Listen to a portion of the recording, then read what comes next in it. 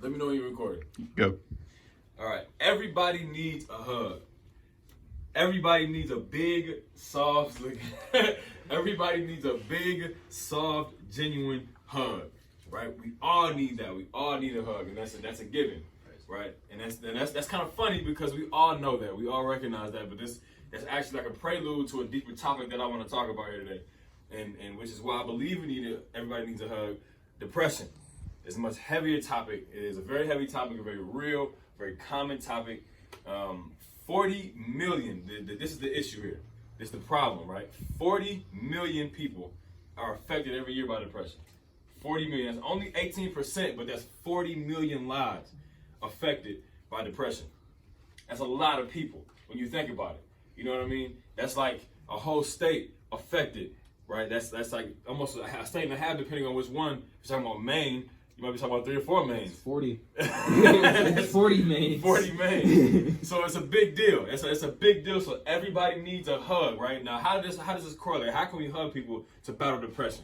Well, that's what we're going to talk about here. We're going to be talking about how a hug or a word of encouragement, while every single one of us in this room, all of us should at least hug or give a word of encouragement to at least 5 people a day. At least 5 people a day. That was according to a study by Kadzal in 2019 that gave us those stats.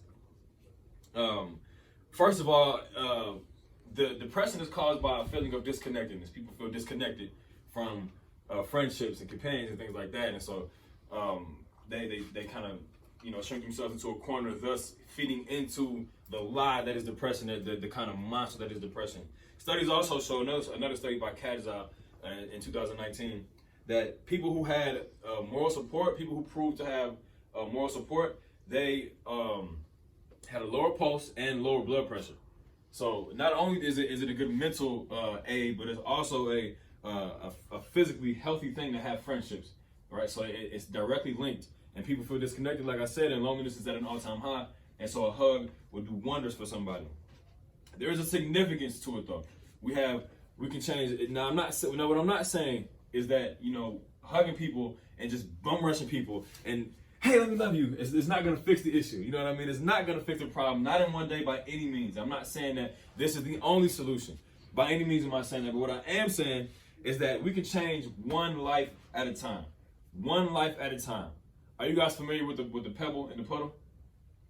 No. I'm sorry, the pebble in the lake, in the ocean?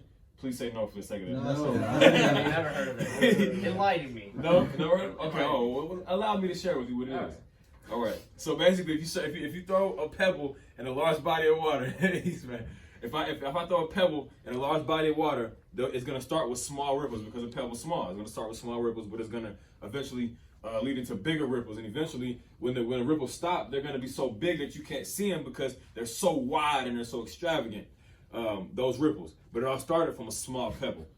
And so the significance of us changing one life at a time is that one life may affect another life, and those 2 lives may affect 4 lives, and those 4 lives may affect 8 lives. Depression is a very real thing, and to change the attitude of it, it all starts with just one person, for their attitude in their life to be changed.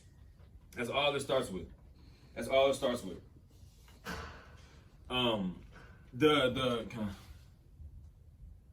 I think that if we do hug 5 people a day, if we do hug or give a word of encouragement to 5 people a day, what will happen is an ultimate, like a utopia kind of thing, the ideal society. What it will look like is that people can trust each other again. We won't be kind of disconnected and voluntarily disconnected at that. We won't be like, I don't want to talk to you. I don't need to talk to you. I'm fine in my own world. I'm fine in my corner. We can trust each other again. Social media has played a part into it. People getting cheated on has played a part into it by insecurities and things like that have made us not trust each other, not want to communicate with each other or talk to each other or confide in each other. And so we just kind of want to deal with things on our own, which makes the burden 10 times heavier. And as I just alluded to, lower blood pressure, lower pulse, people are calmer. And when we have somebody to confide in and trust in, somebody to unload our stuff with. So in a utopian society, in a perfect world, we trust each other again. And fear doesn't dominate anybody's psyche anymore. We don't have to be scared of what might happen if I trust this person, because I know how you respond, because I know how you treated me. I know how you treated other people.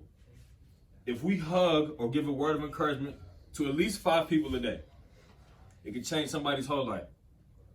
But if we don't, if we do not, all we're gonna do is continue on the same trend. The same trend of hopelessness, the same trend of loneliness, the same trend of I want to do it on my own, but I know that I can't do it on my own, and the same trend of suicide. Right? Another study says suicide is one of the leading causes. Suicide is one of the leading. There's a suicide every 12 minutes in the United States due to depression. Every 12 minutes. That's wild, right? Mm-hmm. We should hug or give a word of encouragement, and I want to keep repeating that point. We should hug or give a word of encouragement to at least 5 people a day. The pebble in the ocean. It can spread wide. Because if we don't, we'll pass these same traits and this same distrust to the next generation. And if all they know is this, they will never know what was. And what was a society where we did trust each other, where family values mattered, where friends meant something, a friendship did mean something. And if we don't end the trend now or complete the cycle now, all they'll know is what we are mad at. All they'll know is what we are trying to break out of. There'll be no way out for them. It only gets worse. A wise man told me that the older the world gets, the farther the world gets from our original values. And I believe that with my whole heart. What time are we at?